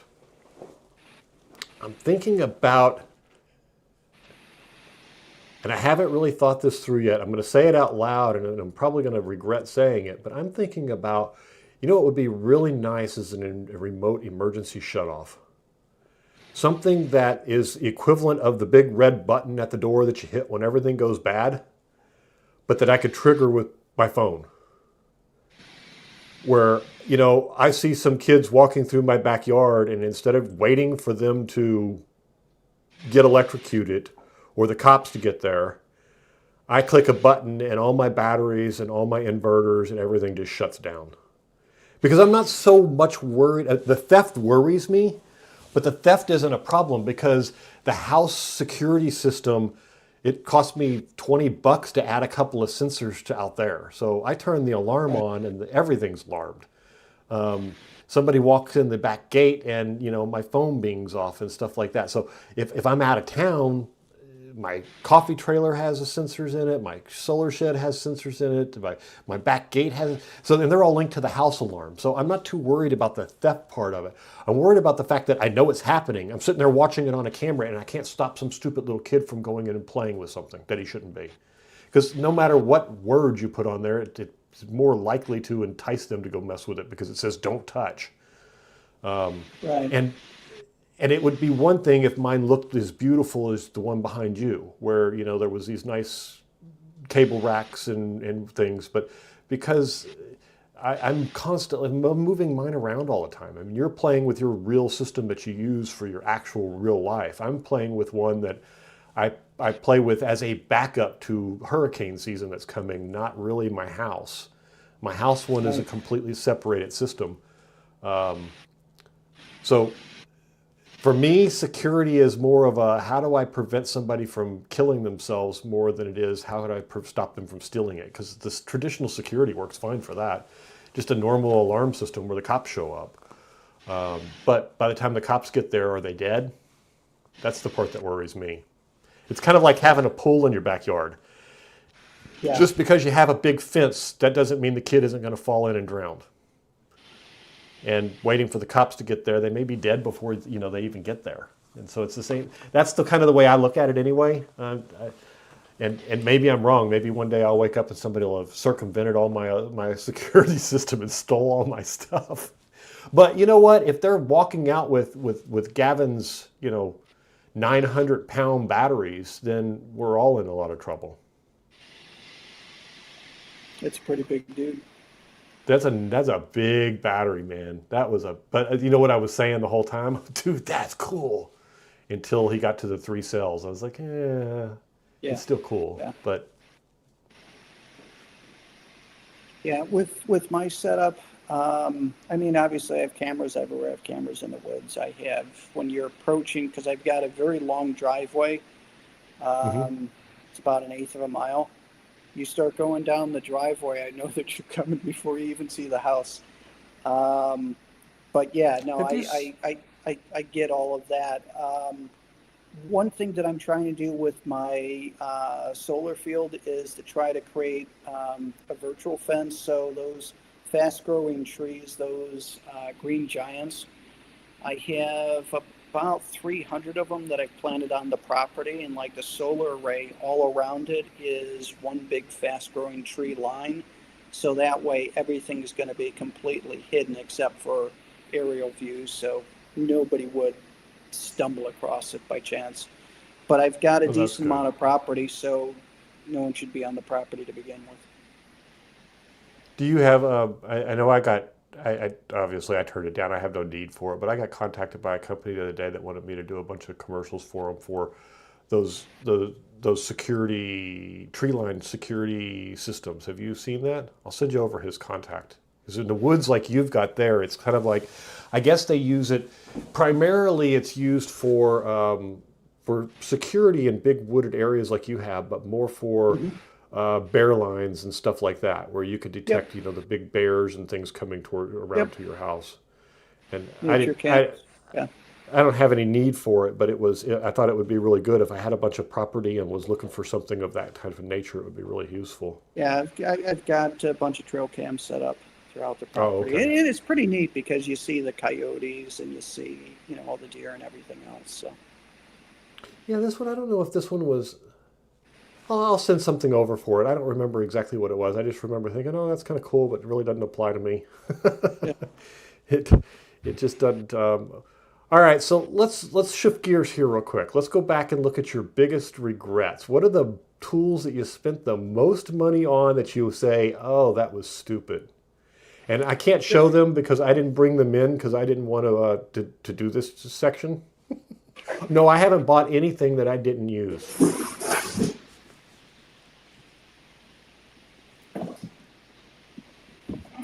Heltec battery tester.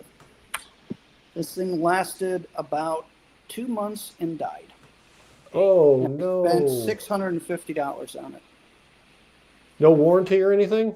Oh, I got to reach out to the company and get that done. But for something that's supposed to be industrial, it shouldn't die that fast.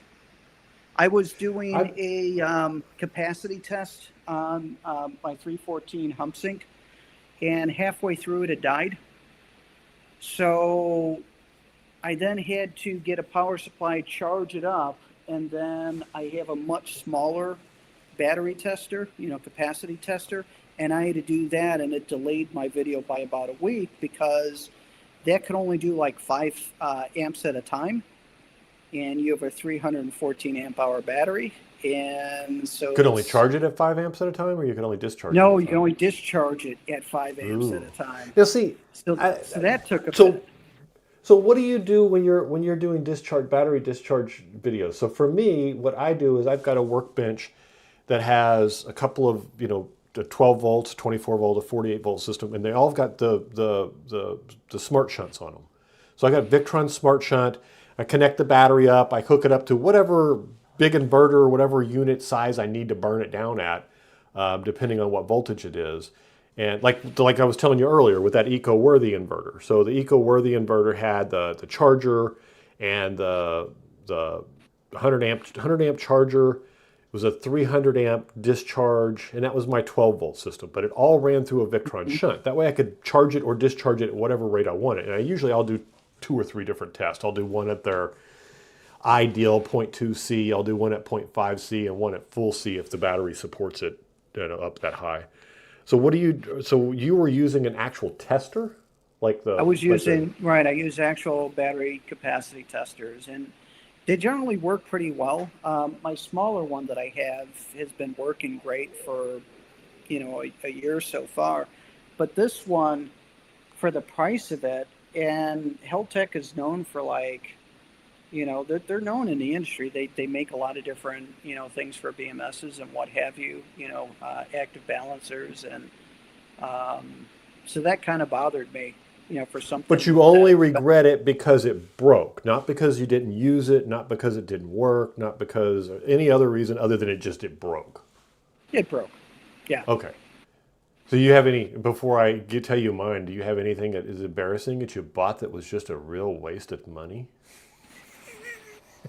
Oh, well, does it have to stay with being a tool, or can it be part of your setup that I wasted way too much money on? Okay, we'll go with that. those stupid little black switches that are not rated for the amperage that they say they're supposed to be, with the little red arm that goes across. Oh, And you've got, mine were made by Wolf, Red Wolf, I think was the name, but it's just a generic name at all. So But I only use I use those, but I don't use them in the way that most people use them.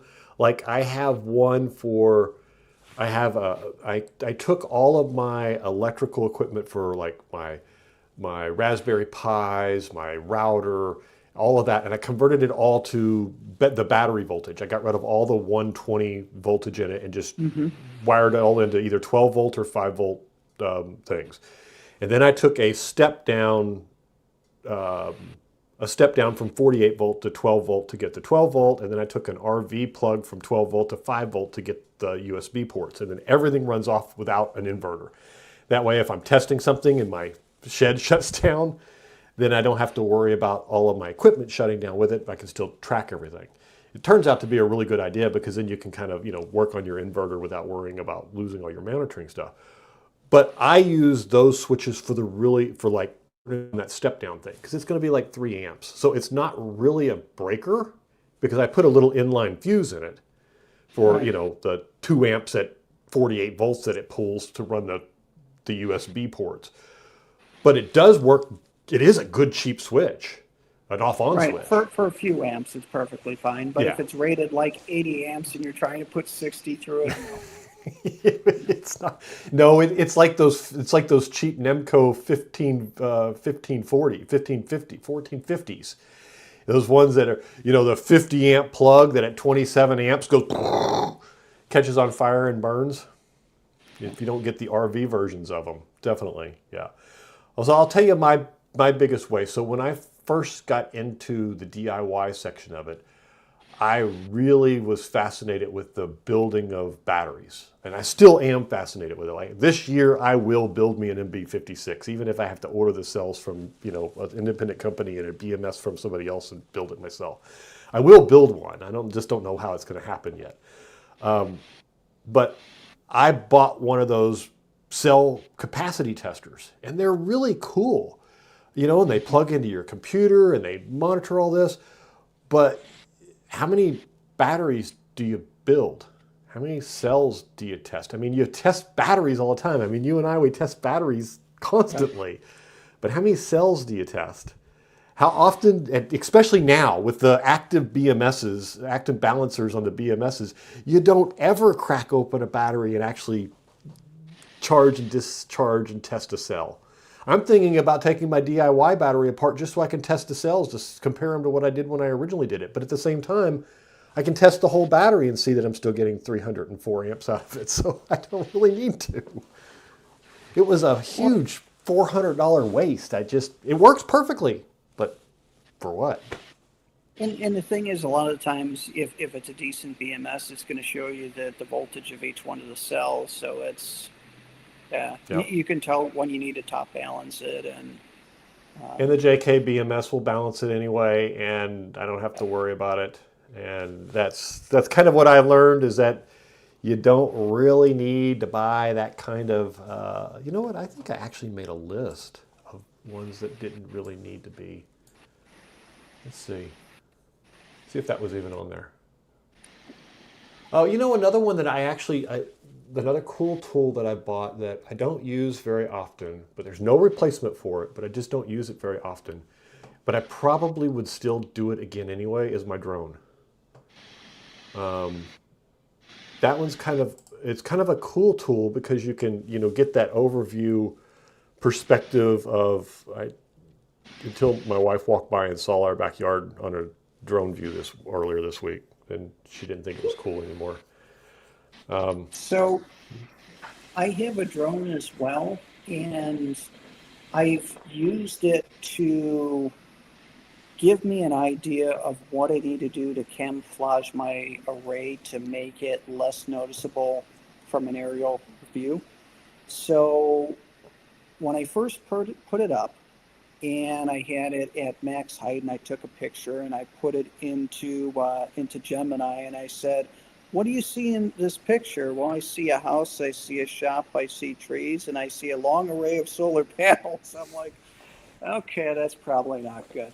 All right, so what do I need to do to camouflage it? Well, those big silver frames, sets it off. Okay, so then I got aluminum paint, and then I painted all of the frames of each of the solar panel black. And then I did the drone again. And it said, okay, it's more hidden now, but I can still tell that it's a large solar array, but it does blend in better. So then I got fake bushes and like boxwoods. And it looks like I planted rows going across. And then on the top of the panels, I connected up smaller ones to the very, very tops. And then I raised the drone up in the air again, and I took a picture and I put it in Gemini. Gemini, what do you see? Oh, it looks like that you're planting and you're going to have a good harvest. Okay, cool. That works then. And so was able to camouflage it from the air using the drone and Gemini. Now, does that actually work? I don't know. Maybe that the county has something better or what have you. But I thought, give it a try. See what you can do. I'm not even going to respond because I saw a picture of mine, and I think if I asked the question, I think Gemini's answer to me would be, "Oh, it's a pretty solar farm over there, isn't it? In all those houses." It was that bad. It really was. It was. I was like, oh, and I'll give you an idea of how bad it was. So there was 31 solar panels on the actual house. So those are 415 watt solar panels. So that in itself was, was a house with a decent number of panels. There's 58 panels sitting in the backyard.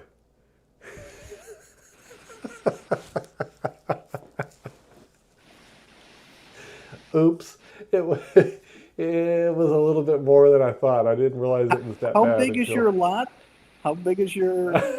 Are you a third acre? Oh, I got acres and acres.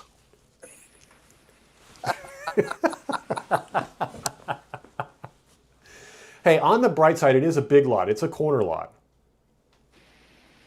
Just like my my buddy Jeff in California, he there's panels just everywhere, anywhere and everywhere. He could stick another panel. And his wife Danny, she's like, "There's no more room. There's always room for another panel." Let me try.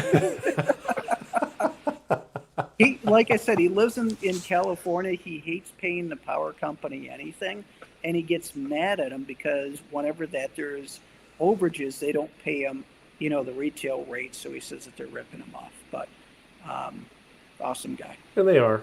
They're ripping us all off. But I think one of my next tasks is going to be I've got one of my very first systems I had installed professionally was one of those Solar Edge systems. So it's a DC coupled system. There's no battery. No, it's AC coupled. I'm sorry. There's no battery.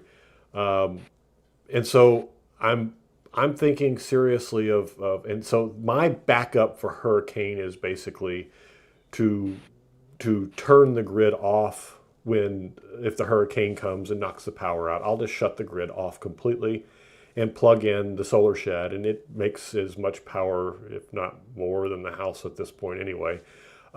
So I will use it for, what am I saying?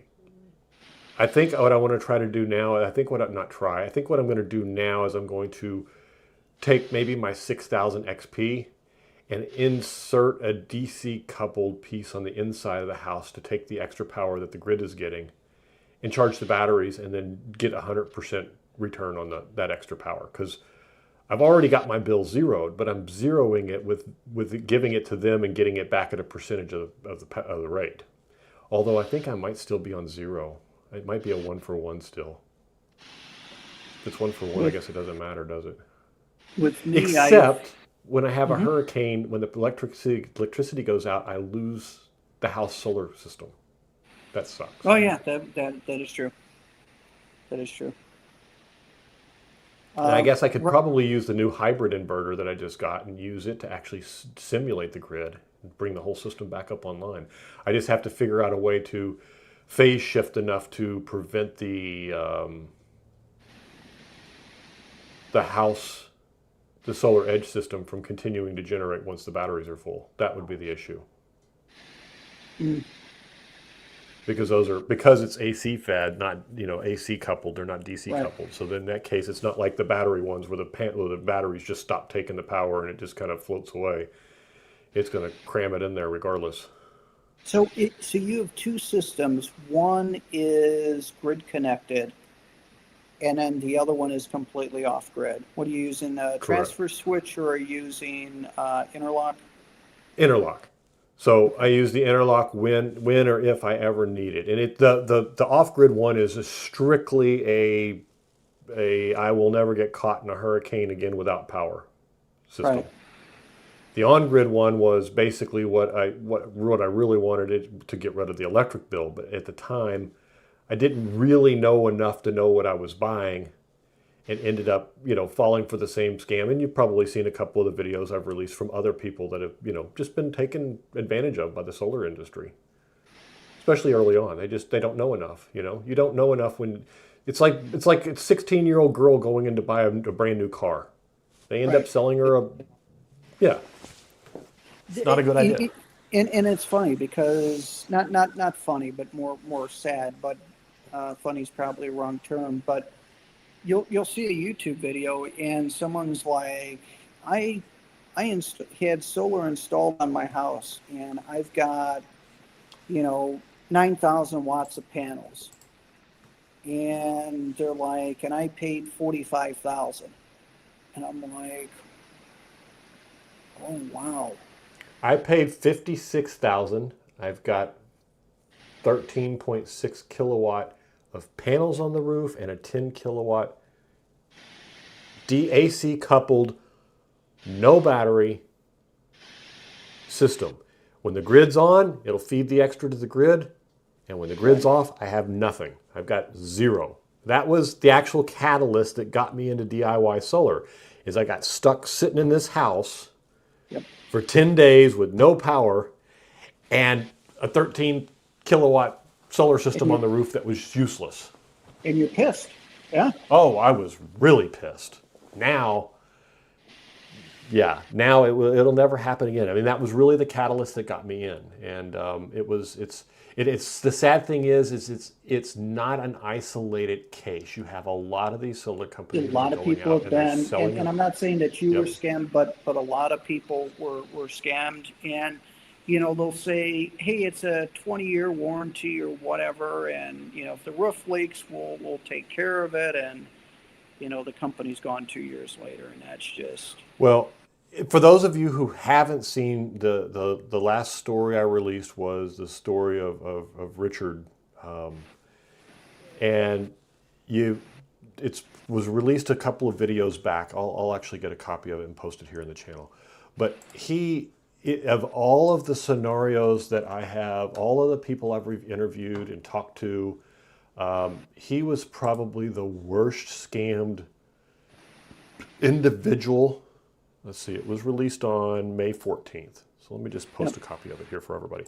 But he was probably the worst scammed individual that I saw. Let me see if I can find the comments. Jeez. Discombobulated here, trying to talk and think at the same time. I can't even chew gum and walk at the same time. There you go. So this video is basically, I go out a lot of the times and I'll meet people at shows and stuff, and when they have really interesting stories, I ask to interview them and tell their story to other people. He had the worst. The interview was usually me asking a bunch of questions and them giving me answers, and there's a bunch of back and forth. And you know me, I don't have a problem talking. My biggest problem is shutting up long enough to let you talk. That's always been my problem, is not talking over you. It's a real struggle for me sometimes. But his interview was so bad that I just kind of sat there going the whole time. Because they literally went into his house, sold him a bag of tricks, and were bankrupt the next day. Now, tell me they didn't know it was coming. and I will tell you, you were a liar. I mean, there's just no way they didn't. That was in bad faith, period, the end. Yep. And it didn't happen once to him. It happened multiple times, even when the bankruptcy went through and got another person and another installer, and then it was partially done, and then it wasn't done. It's amazing he has anything. But anyway, that's probably one of the worst stories I've had. And I've had other ones where the salespeople come in and they really push it onto people, but nothing like this one. This one was disheartening. I think DIY is definitely the way to go. Just kind of my opinion. I mean, Yeah. we've been having a lot of rain on the East Coast for past 5 days. I haven't flipped back the grid yet. I'm still on solar. Well, during summer, you don't really need it. I mean, You don't, and there's things that I've done to reduce usage. Like, our house is only a few years old, and I ended up putting Medea small, U-shaped window units, one for the main part of the house, one for our bedroom, and one for our daughter's bedroom. And I use those during the summertime and never even turn on the main HVAC because they're $15,000 for a new one. So if I can use $300 window ones, I'm going to do that. And they're more efficient than the train that the house came with. They absolutely are very efficient nowadays, especially if, and I'm not talking about an old one you have sitting in your shed somewhere. I'm talking about you go out and you buy a new mini split or a new U-shaped window one, or even the new high efficiency window ones now. Even those, right? They're inverter based, and that's what these are. Yeah, those things are super efficient, and they're really user friendly. And not only that, you get them circulating just right in your house. And one or two of them, you can do your whole house for the same cost as running your big one. And that's what we're doing, and it's less. But I mean, if I go back to my battery bank right now, so we're talking 5 days of rain, and I'm still at 36% left. So you got 5 days of rain? Yep. East Coast has been hammered. Yeah, it's been pretty bad for me.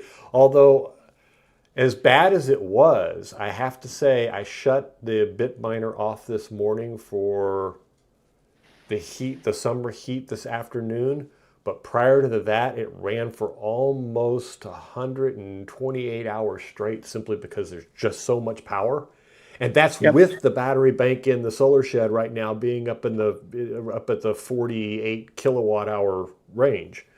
So, it's got tons of power storage out there, but it's been ramping up. But it has been burning about 72 kilowatts a day, and that bit miner will suck it down, man. Yes, it will.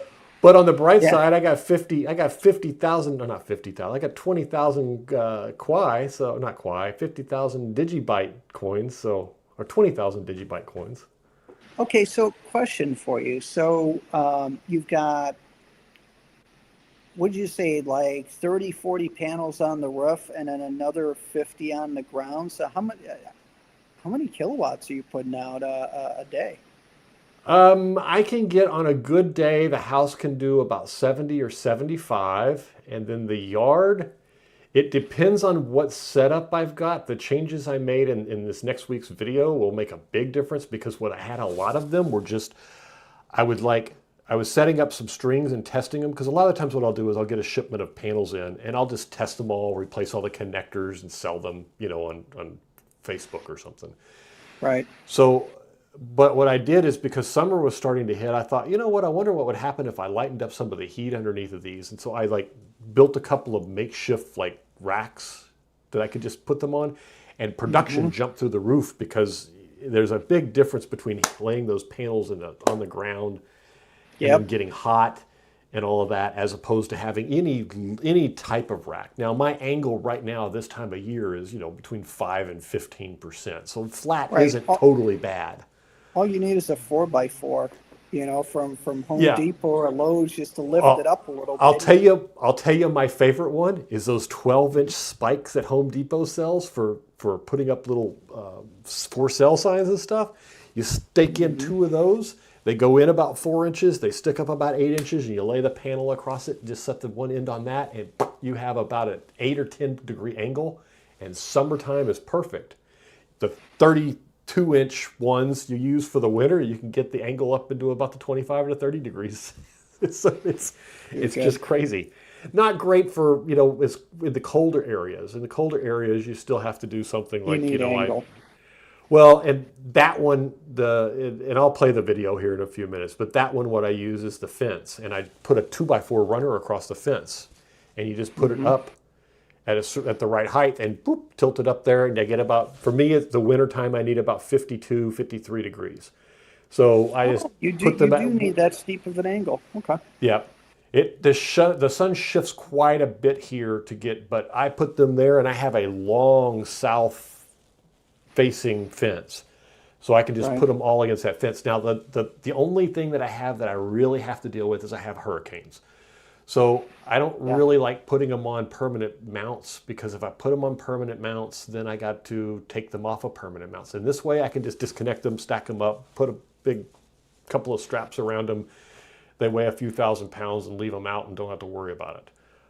Or stick them in the shed and bolt them down. And if it's a Cat 5 hurricane, it's not going to make any difference anyway. Everything's gone, so it won't matter. The house, the cars, it all. So, but anyway, what was I saying?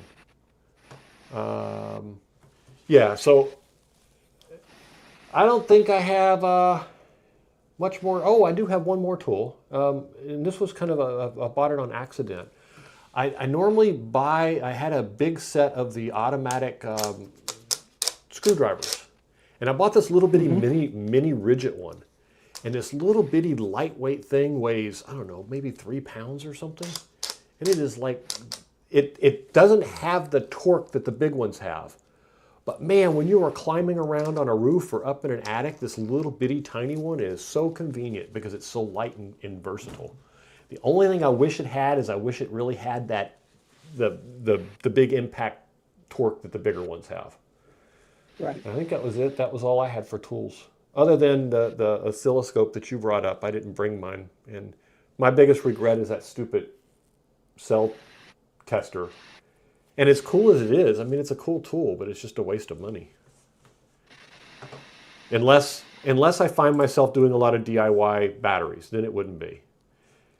And there's a bunch of tools that I bought that you don't use very often, like, a hole punch set.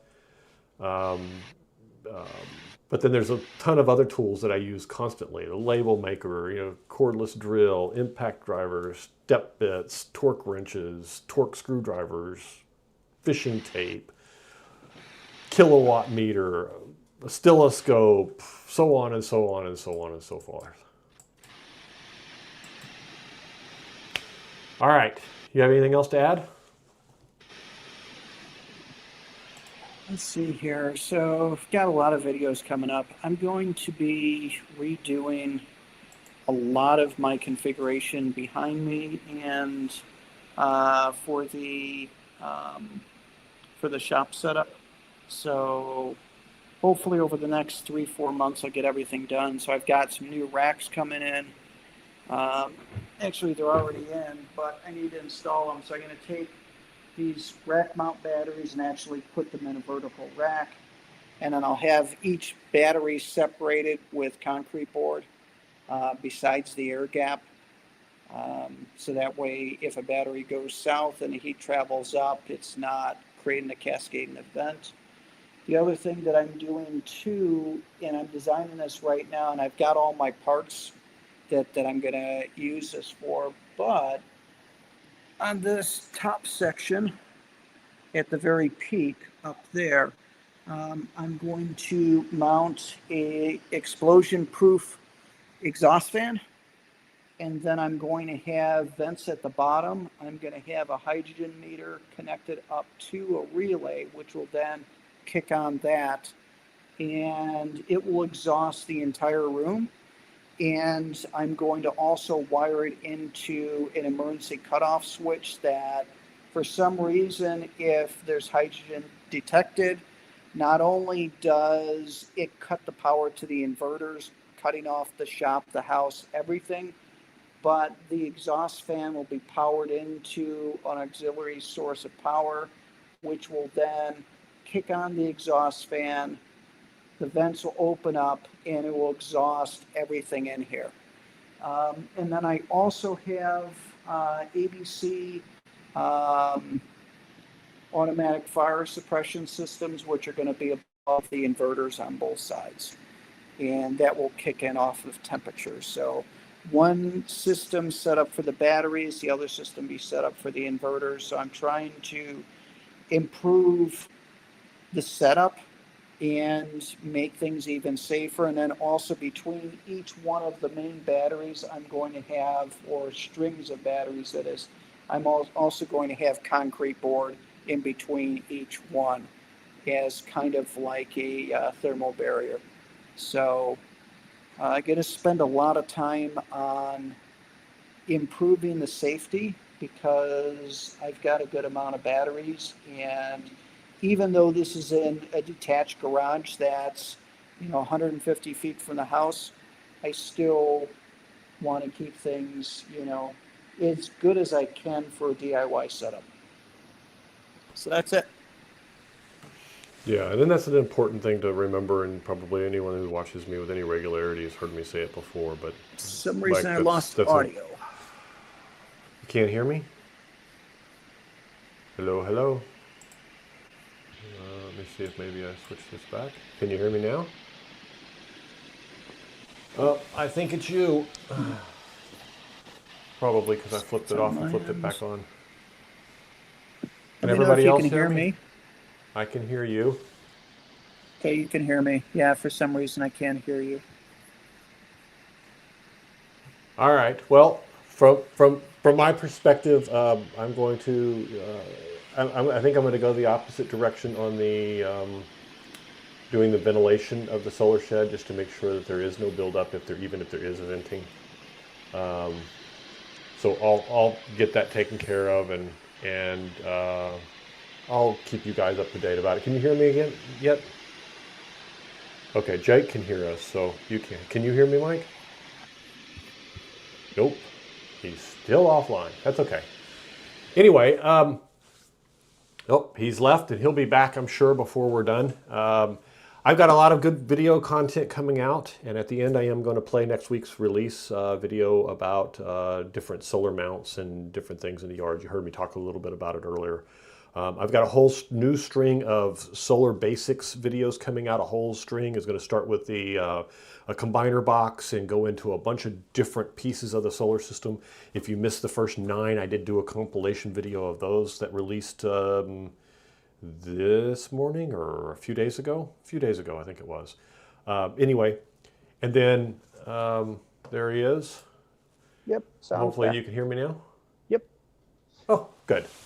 All right, so that was probably me when I removed you off the screen, and where I removed me off the screen and put you back. Or put me back. It didn't like it, so I won't do that again. Yep. At the same time, the good news is what everyone could hear me. It was only you. So, and I was just filling them in on some of the content that I plan on coming out with. Also, I'm going to do mine a little bit different. You're going to do some sensors and some suppression things. I'm going to actually do permanent venting of fans and air for circulation to prevent any type of buildup in the first place. If there is any type of an event where something vents like that, I'm going to have to look at some sensors in the future and maybe do something there. But right now, the important thing from my perspective is if there is a venting, to keep it from exploding. It seems to be that the problem is when they allow it to build up over a certain percentage, that's when you start ending up with a catalyst for things to explode. So I'm going to I've got a fan system that I use now. I don't think I'm going to have any intentions of air conditioning the shed for in the immediate future. So ideally for me would be to take some big shop fans and circulate and vent the thing on a regular basis. Just build a good circulation system, enough to where nothing could cause a significant buildup. How I test that is what's going to be done. I'm going to have to study a little bit up on the engineering of exactly how much ventilation is really needed to make sure that that type of part per million can't build up to the point where it did get dangerous. And I think a lot of that calculation would be based on how big is the battery that's venting. But I don't know enough about that yet to make that decision. I do know that the airflow that I'm using now should be more than sufficient. I have a 6-foot door that opens on one side and a garage door that opens on the other, and 2 giant 4,700 cubic foot a minute fans that circulate the air. I don't think there's going to be any buildup. I'd probably look outside and see a big cloud coming up from the shed, but I wouldn't see enough buildup to cause any problems. So that's kind of my intentions at this point, to deal with it that way. I don't know I might pick your brain, Mike, on what you said you were going to get some sensors and stuff. I was looking at some of the sensors that were doing this, and they were really expensive. I was kind of disturbed by the cost of them. But I saw another video from someone else that was talking about, I don't remember who it was. It wasn't Davin this time. I want to say it was Country Solar, Joe? Maybe. I don't think it was Average Joe, but I think it might have been Country Solar, maybe. I don't remember. But he was saying that one of the sensors that did carbon monoxide also detected that gas as a side effect. So if that's the case, if that can be confirmed, then that might be a good cheap solution, because those sensors are only like 10 or 12 bucks, and I can get those to hook into Solar Assistant, and I can cause that to trigger a complete venting of the whole shed and an automatic shutdown, because I want to do the automatic shutdown anyway. I'm more worried about some kid killing themselves going where they shouldn't be going than I am anything getting stolen. So that's where I'm headed there. And then I'm going to focus, like I said, on a whole nother series of additional beginner things, starting with the combiner box and moving our way into more complicated pieces of the solar system. I did release that video of the first 9 of those videos combined earlier this week sometime, 3, 4, 5 days ago.